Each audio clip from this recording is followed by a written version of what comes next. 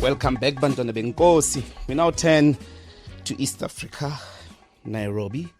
I'm joined by Sungu Oyo, Kenyan activist, to take us through the 31 people that were now killed by government of Ruto on Wednesday. And we are told that the police had an instruction that they should shoot protesters who vandalize on the legs. And to take us through this and matters around this protest, Kenyan activist Sungu Oyo. Welcome to Power Talk, and thanks indeed for creating time to speak to us. Thank you, Dr. Ndlozi. I'm hoping that I've pronounced your names properly. I don't want to butcher your names. Yeah, it's Sungu Oyo. Sungu Oyo, okay. Yeah. No, thank you very much, my brother. So, just firstly, the matter of the president's instruction, can you please take us through that for the benefit of the listeners? And in what way was this message communicated? Was it made public? And how the police then came to act on it? The president gave an instruction for protesters to be shot on the leg 2 days ago. But then I think it was also an instruction which came after the damage had been done, and which was to reinforce a statement by his internal security minister, who appeared before the media a few days ago and said that yes, protesters should be shot, that the guns that police hold are not flowers, they are not roses, they should use them. And so I think for me it's signs of a regime that's losing it, a regime that is on the back foot, and which for who the only weapon they have left is violence. The only substantive relationship the regime has with the people is violence. And were there demonstrations then this week? Can you take us through those demonstrations and precisely this sort of instances of the behavior of the police as you describe it to be violent? The last major demonstrations were on the 7th of July, which is this week on Monday. Yeah. And I think the saddest thing about it is just the careless disregard of human lives. So, according to, for example, to the Kenya National Commission on Human Rights, which is a government-funded institution and a constitutional commission, their report says at least 31 people were killed on that day, 2 abducted by security agencies, over 500 people arrested, over 100 people injured and had to seek medical attention. But then we also have to recognize that these figures are likely to rise as more information comes to light. They are not complete figures. But I think beyond that, the most important thing is that the protests on Sabasaba and even the protests the week earlier have mostly been protests against police brutality. In a protest against police brutality, you end up with over 30 deaths. You end up with over 100 injuries. And it shows just the colonial nature of the police force, because it's basically still trying to beat the African person into submission, that you have to agree, and where you don't agree, then the police can be brought in. Where you don't agree, then you can be intimidated into silence, beaten into submission, and it, for me, it shows the basic nature of the Kenyan state, which is a neo-colonial state, and which exists in the same image of the colonial state. It has no regard for the lives of African people. They are dispensable. But if the instruction by Ruto related to being shot on the leg, are you able to say the 31 people that were killed, what kind of wounds did they sustain? Such that they were fatal? I think the instruction by Ruto was to save face because it came after the shootings had happened. His minister had given the instruction to people to be shot. So after the death of the 31 people, he's like, don't shoot them anywhere else. Shoot them on the leg, rather. He says shoot them on the leg. But the main thing is, he is basically still urging the police to use disproportionate force against the protesters, because these are peaceful and unarmed protesters. They're not breaking into anyone's businesses or property. Actually, there has been elements of violence in the protests, but it has come to light that these goons are sponsored by the government itself, so as to paint the protests as violent, to paint them as anarchists. So I think if action is to be taken, then it should be taken against those who've organized the violence and those who are perpetrating the violence against peaceful protesters. And beyond the matter of police brutality, what other demands do protesters want in Kenya? Of course, there's the demand which began last year around the high cost of living. There's also, which is related to high taxation levels, high food prices, high cost of basic commodities. I think the whole economy is in shambles, and so people are saying we deserve better. We shouldn't be paying this high taxes and getting nothing in return. You have to remember last year they raised the income tax band. I think it's now 35% for the highest band and 20% for the lowest band. But there's been no commensurate return in services to the people, whether it's in healthcare, where even all the subsidies have been withdrawn, whether it's in education, where education fees have tripled in high schools and universities over the past 2 years. And so people are just demanding for their dignity. And are these linked as a movement? Is this movement centrally organized? Is there a leadership in case the government wants, so to speak, a certain negotiation in order to make concessions? Or are the protests just generally sustained only at a grassroots level? I think last year when the protests began, they were largely spontaneous, and actually one of the slogans of the protest movement was leaderless, partyless, tribeless. It's very controversial, but it can be explained in this way. The young people knew that if the system knows who their leaders are, they will be abducted and killed, because abductions have become a very clear trend, which is why the first thing they said when the protest started was that we are leaderless. When they said they are partyless, it didn't mean that they're organizationless. What they were saying was that the dominant political parties in the country have mobilized us along ethnic lines and used the people as bargaining chips. And so it was a rejection of the old order. But I think that among the young people, yes, there's various forms of organization, but most of it is not really above ground, especially given the levels of violence, including abductions and forced disappearances against those voices which are viewed as vocal. Which is why even last year when the government asked to negotiate with the young people, they said, no, we cannot negotiate with you because it would have exposed their leadership and structure. So how do you then anticipate the way forward?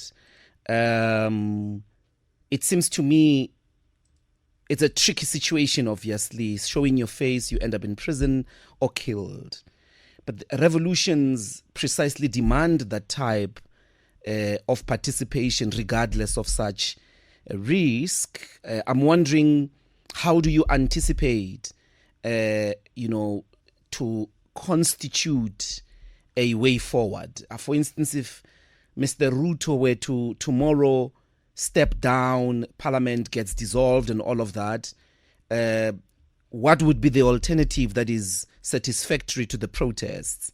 Is that being worked out? Because, as you know, Mr. Oyo, the true revolution is the morning after, is when the old order falls. What is the new order? What does it include? Who are its leaders? Who are its central actors? And what policies then do they implement? Where are those policies decided?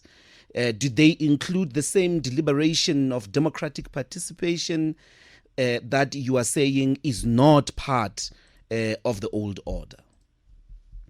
I think that's a really good question, because there's one of my really good friends keeps asking me all the time that if power were to fall on the street, who is most organized to pick it up?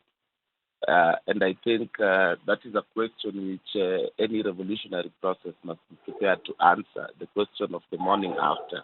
I think such a process would be decided by the collective of progressive organizations, most of which right now are banded under the Kenya Left Alliance. And so it would not be any singular organization. I think it would have to be the collective of organizations. But then it also means that for organized forces, there has to be how would I call it, a thorough level of preparation, because there basically is two ways. What happens if we leave in the immediate, or what happens if we have to wait until 2027 when the elections will be held. The main problem is that there's a number of political actors who, including politicians who are part of the old order, who are also trying to take advantage of these ongoing processes so for their own selfish, personal, and ethnic interests. And so they're part of the group of people who belong to the dustbins of history, and who are basically slowing down the forward march of this generation while trying to portray themselves as part of ongoing processes. But wouldn't not...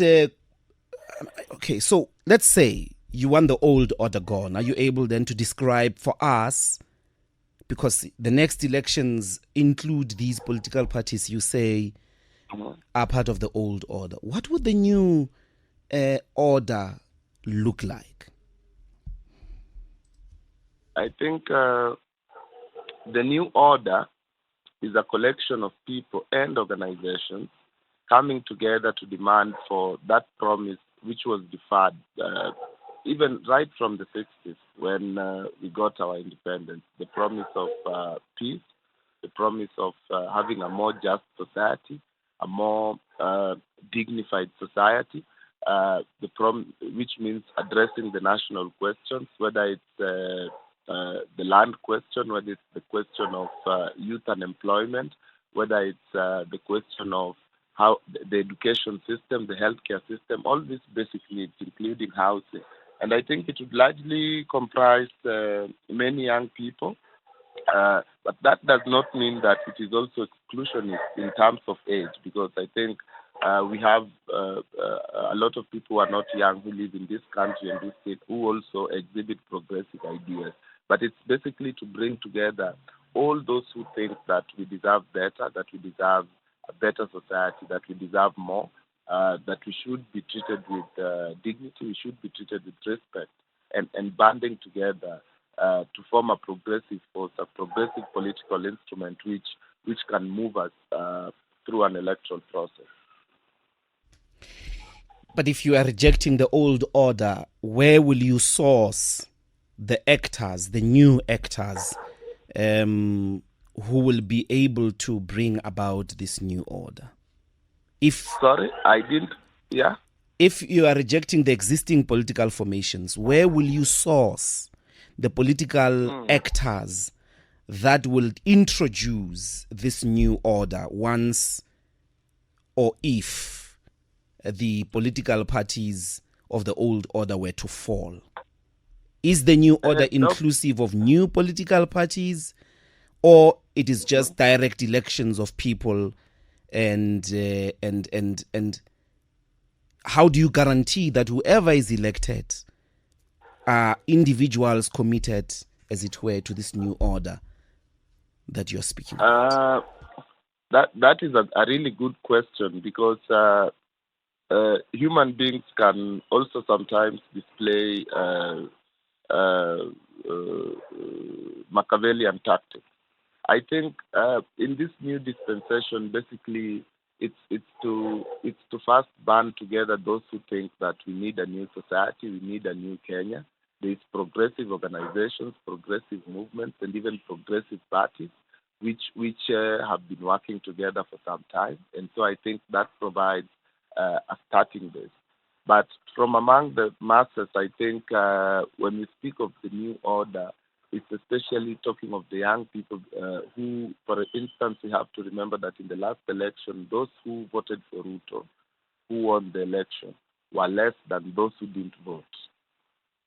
And these young people are saying, we are going to have to vote this time, because they realize that their failure to vote contributed also to us being part of the mess we are in today. Mm-hmm. The main problem we have is that the government is now trying to, in many ways, delay issuance of ID cards, which the young people need to register for elections. It's basically engaging in delaying tactics so that a lot of them will not be able to participate, and also interfering with processes related to formation of the Electoral Commission. And so we can already see concerted effort 2 years to the elections, because the elections are in 2027, to already make it a process that is not straightforward, a murky process. I see. And just on a sense, are there more demonstrations planned? Will there be more demonstrations to be seen in and around the country? I think the people still feel a huge sense of injustice that has been committed against them. But at the same time, there is a certain level of fear. I think there will be on and off demonstrations, especially in those areas where there's been a lot of violence, because people are still demanding for justice. But at the moment, there's a general sense of calm across many areas, though the feeling of injustice remains. But I think street protests is only a tactic. People have many other mechanisms of dissenting from the regime and the institutions which hold it in power. And so which also means that our organizations have to be creative on what is most effective at what moment in time. But I think there will definitely be protests. The question then is, to what scale and in what places? And is internet still functional in Kenya, specifically Nairobi? Yes, it is. Okay. Yes, it is. So they've not shut it down? So they've not shut it down, though there's been instances where during protests they make it severely slow or restrict it. Okay. Mr. Sungu Oyo, Kenyan activist, briefing us there about the situation of protests in Nairobi. Thanks very much for creating time, my brother, and all the best to all of you. Thanks, brother. Yeah. Thank you. Thank you. Yes, Bantwana Benkosi, if you've just joined us, this is Power Talk with me, Mbuyiseni Ndlozi. When we come back from the headlines, we are going to hear about the 2025 Global AIDS Update, which included several leaders across the continent and the world, basically discussing the withdrawal of US aid and how the fight against on HIV is going to be continued. And then at 1100 hours, a panel discussion with AI language models, Croc and Chat GPT. We source their views on racism, Israel, the United States, and dance music. So stay tuned. It's going to be an exciting show. We're going to take the headlines with Nyakalo Dave.